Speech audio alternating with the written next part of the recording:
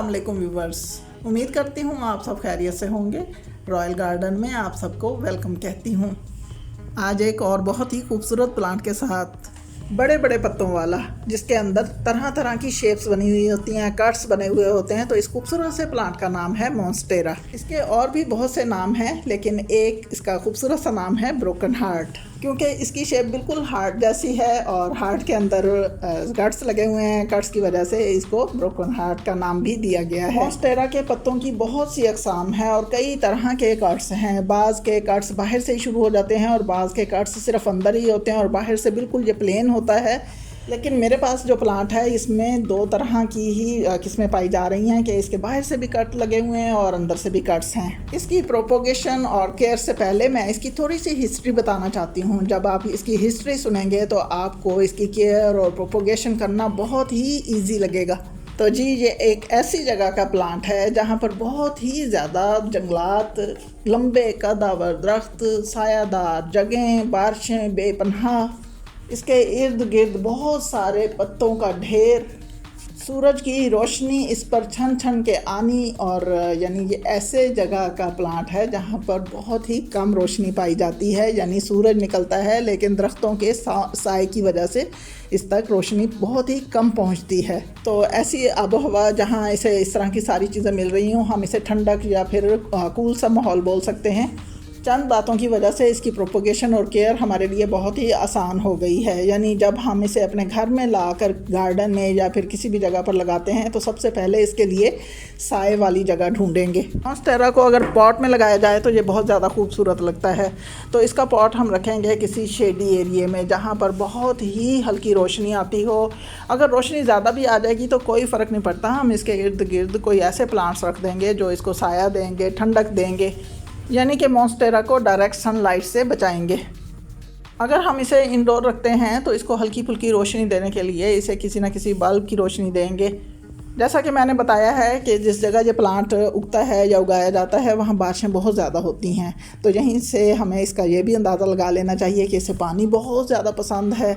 लेकिन हम इसे लगा रहे हैं पॉट में, तो पॉट में हम इसे पानी देख कर ही डालेंगे, क्योंकि पॉट में हमेशा हमें ये ख्याल रख कर पानी डालना पड़ता है कि उसमें पानी खड़ा तो नहीं रहेगा जो कि इसकी जड़ों को जला दे, गल जाएँ इसकी जड़ें। तो हमें उसकी मिट्टी का ख़ास ख्याल रखना पड़ेगा कि जब हम इसमें पानी डालें तो रुका ना रहे। एक बार इसमें भर कर जब हम पानी डाल देंगे तो जब तक वो 2 से 3 इंच तक पानी उसका ड्राई नहीं हो जाएगा तब तक हम इसमें दोबारा पानी नहीं डालेंगे। पॉट समझ कर के हम पॉट में से ज़्यादा पानी ना दें, लेकिन ये भी नहीं हम कर सकते क्योंकि पॉट में लगा हुआ है, इसे पानी हमने ज़रूर देना है। क्योंकि ये है ही एक ऐसी जगह का प्लांट जहाँ पर बहुत ज़्यादा बारिशें होती हैं, इसे बहुत ज़्यादा पानी मिलता है, लेकिन वहाँ ज़मीन होती है तो वहाँ ज़मीन जो है वो पानी अपने अंदर जज़ब कर लेती है। व्यूवर्स, बारिश की बात हो रही है तो बारिश में कुदरती तौर पर फर्टिलाइज़र होता है। जहाँ जहाँ बारिशें होती हैं वहाँ के प्लांट्स को अगर आप देखें तो वो खुद ब खुद ही बहुत ही प्यारे हो जाते हैं। ऐसा लगता है जैसे हमने उन्हें कोई बहुत ही अच्छी खाद दे दी हो। तो जहाँ पर ये प्लांट उगता है वहाँ तो बारिशें होती हैं, इसे किसी फर्टिलाइज़र की ज़रूरत नहीं होती। लेकिन हम जब इसे अपने गार्डन में ला के रख लेते हैं, किसी पॉट में लगाते हैं या अपने गार्डन के किसी कोने में लगाते हैं, किसी भी ट्री के साथ लगाते हैं, तो इसको हमने फर्टिलाइज़र थोड़ा बहुत देना है। और ग्रीन प्लांट जिनके बिल्कुल ग्रीन कलर हों, ऐसे प्लांट्स को नाइट्रोजन की बहुत ज़्यादा ज़रूरत होती है। तो नाइट्रोजन की भरपूर मिकदार कावडंग में होती है। कावडंग का अगर हम लिक्विड बनाकर इन प्लांट्स में दें जो बिल्कुल ग्रीन होते हैं तो बहुत अच्छा रहता है। कावडंग यानी कि गोबर खाद अगर हमें मुहैया नहीं है तो हम इसकी जगह कोई भी बाज़ार से नाइट्रोजन की खाद लेकर इसमें इस्तेमाल कर सकते हैं। मॉन्स्टेरा प्लांट को भी 2 चीज़ों से नुकसान हो सकता है। एक तो डायरेक्ट धूप, दूसरा बहुत ज़्यादा पानी इसके अंदर खड़े रहना। डायरेक्ट धूप से इसके पत्ते बर्न हो जाएंगे और ये बिल्कुल भी सर्वाइव नहीं करेगा और इसके पत्तों की शेप ही ख़राब हो जाएगी, इसका कलर ही ख़राब हो जाएगा। तो ऐसा प्लांट अच्छा तो नहीं लगेगा जिस पर डायरेक्ट धूप इसके ऊपर पड़े, क्योंकि जब इसे ज़रूरत ही नहीं है डायरेक्ट धूप की तो हम इसे बिल्कुल भी नहीं रखेंगे। दूसरा, पानी अगर हम ज़्यादा डालेंगे तो उससे इसकी जड़ें ख़राब होंगी और जड़ें ख़राब होंगी तो वो इसके पत्तों की शक्ल से ही हमें पता चल जाएगा कि इसको कोई ना कोई बीमारी लाहक हो चुकी है। इसके पत्तों की टिप्स जो हैं वो येलो होना स्टार्ट हो जाएंगी। लेकिन अगर हम इसे ये सोच कर के इसमें पानी बहुत ज़्यादा चला गया है और पता नहीं ये ख़राब ना हो जाए तो मिट्टी का तो ख़ास ख्याल रखेंगे ही, लेकिन अगर कम पानी भी देंगे तो तब भी इसकी हालत ख़राब नज़र आने लगेगी। इसकी शक्ल जो है, इसके पत्ते जो हैं वो मुरझाए मुरझाए से, और उनका कलर जो है वो डिम डिम सा, और पत्तों पर फ्रेशनेस नज़र नहीं आएगी। और इसमें ख़ास तौर पर हमें एक जो तब्दीली नज़र आएगी वो ये होगा कि इसके पत्तों में हल्का सा कर्ल आना शुरू हो जाएगा, यानी वो पीछे की तरफ मुड़ना शुरू हो जाएंगे, वो फैले फैले से नहीं रहेंगे। ये है इसके पत्ते की इब्तदाई शेप। ये आहिस्ता आहिस्ता खुलता जाएगा, साथ ही इसके एक स्टिक होगी जो कि लंबी होती जाएगी, और ऊपर जाके इसके पत्ता बिल्कुल खुल जाएगा और बहुत ही प्यारा सा लगेगा। पहले पहले लाइट ग्रीन कलर में होगा और आहिस्ता आहिस्ता वो लश ग्रीन में तब्दील होता जाएगा। मॉन्स्टेरा प्लांट के लिए हम जो पॉट इस्तेमाल करेंगे वो 12 इंच से लेके ऊपर तक होंगे।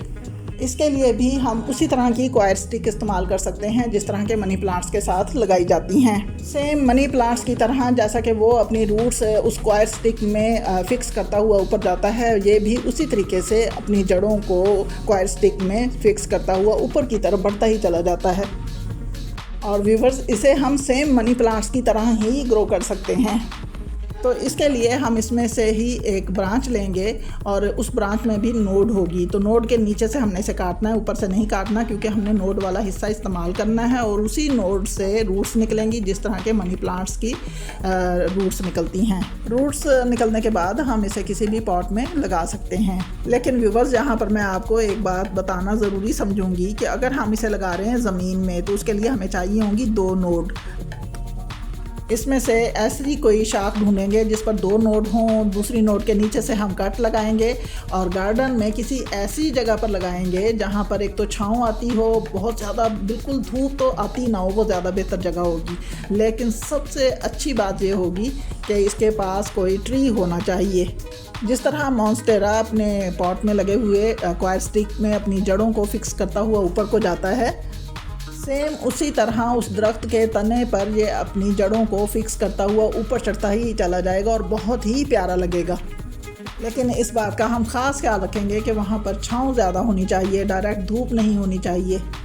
या फिर गार्डन में कोई ऐसी जगह सेलेक्ट करेंगे जहाँ पर चढ़ते सूरज की 15 से 20 मिनट की धूप आए और फिर वो आगे को बढ़ जाए, इसकी तरफ से हट जाए, तो ऐसी जगह पर भी ये अपनी ग्रोथ स्टार्ट कर लेगा। लेकिन व्यूवर्स, इसकी प्रोपोगेशन का बेस्ट तरीका वही बॉटल में पानी डालकर और उसमें इसकी नोड रख दी जाए और जड़ें निकलने पर तब इसे हम अगर किसी पॉट में लगाएं या ज़मीन में लगाएं तो ये बहुत ही आसानी से ग्रो होगा। अब इसकी सॉइल मीडिया की बात कर लेते हैं कि पॉट में लगाने के लिए हमें इसका सॉइल मीडिया जो चाहिए होगा वो बहुत ही रिच होना चाहिए, क्योंकि जंगलात में जहाँ पर ये उगता है या ग्रो किया जाता है वहाँ पर बहुत ज़्यादा पत्ते होते हैं। बारिश की वजह से वो मिट्टी बहुत ही ज़्यादा तेज़ाबियत रखती है, अपने अंदर बहुत ज़्यादा फर्टिलाइज़र की ताकत रखती है।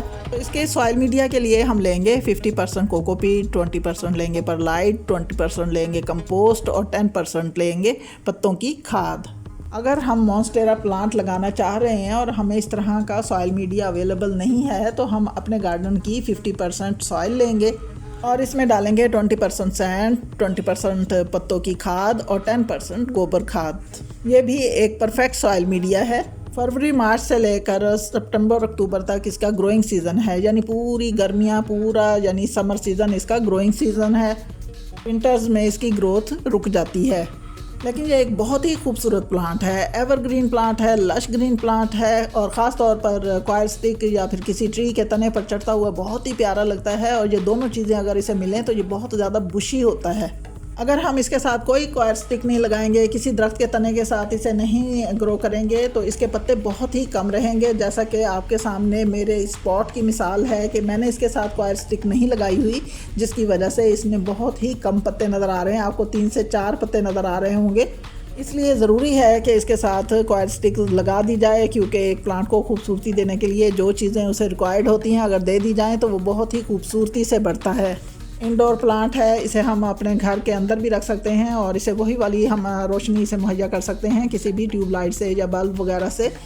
लेकिन व्यूवर्स, किसी भी प्लांट को परमानेंट इंडोर नहीं रखना चाहिए, उसे कभी अंदर बाहर इस तरह निकाल के रखते रहना चाहिए। इस तरह से प्लांट को वो तमाम कुदरती चीज़ें भी मिलेंगी जो वो चाहता है। जिस जगह पर मैंने इस प्लांट को रख रखा है, इस पॉट को रख रखा है, यहाँ पर धूप बिल्कुल नहीं आती, लेकिन धूप की एक अच्छी रोशनी से ज़रूर मिलती है। व्यूवर्स, अगर हम अच्छे गार्डनर बनना चाहते हैं तो इस तरह की वैरायटीज़ लाकर अपने गार्डन में ज़रूर लगाएं। बहुत ही खूबसूरत प्लांट है, अपने गार्डन में लाकर ज़रूर लगाइए। इजाज़त चाहती हूँ, अल्लाह हाफिज़।